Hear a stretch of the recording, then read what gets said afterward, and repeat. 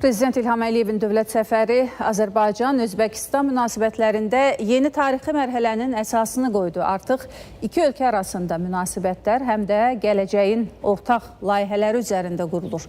Qarşıda böyük hədəflər var.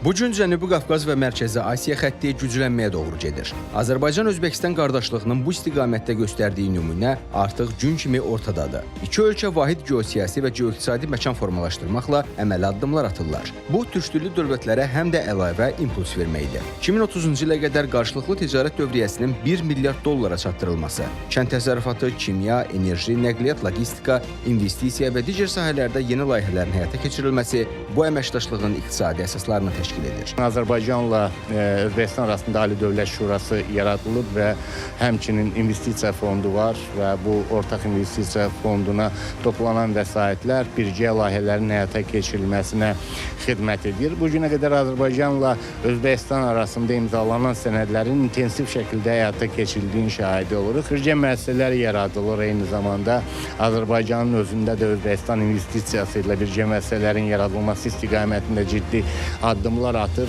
İqtisadi əlaqələr çox vacib faktordur. Yəni şübhəsiz ki, mədəni bağlar, milli, mənəvi bağlar mühüm önəm daşıyır, amma iqtisadi əlaqələr dövlətləri bir-birinə bağlayır. Orta dəhlizin inkişaf etdirilməsi ilə nəqliyyat logistika əlaqələri də güclənir. Bununla da Azərbaycanın Xəzər dənizindən qərbə, Özbəkistanın isə Mərkəzi Asiyadan Xəzərə çıxış imkanı genişlənir. Bu baxımdan Azərbaycan və Özbəkistanın nəqliyyat logistika imkanlarının əlaqələndirilməsi orta dəhlizin rəqabət qabiliyyətinin artırılması baxımından xüsusi əhəmiyyət daşıyır. Ekspertlər bildirir ki, Azərbaycan və Özbəkistan arasında münasibətlər xalqlar arasında dostluğun və qardaşlığın necə böyük bir gücə çevrilə biləcəyini göstərir.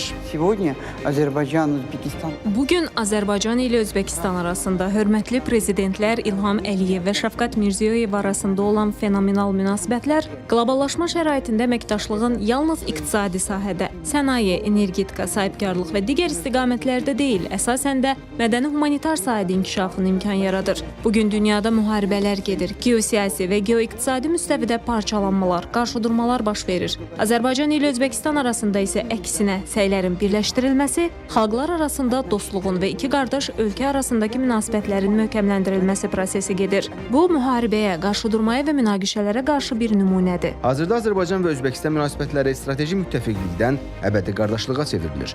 Bu artıq özünü bütün sahələr üzrə göstərməklə Bakı və Daşkəndin yeni hədəflərə doğru inamla irəlilədiyinin göstəricisidir. Əhməd Məmmədov, Samir Gülməmmədov, ATV Xəbər.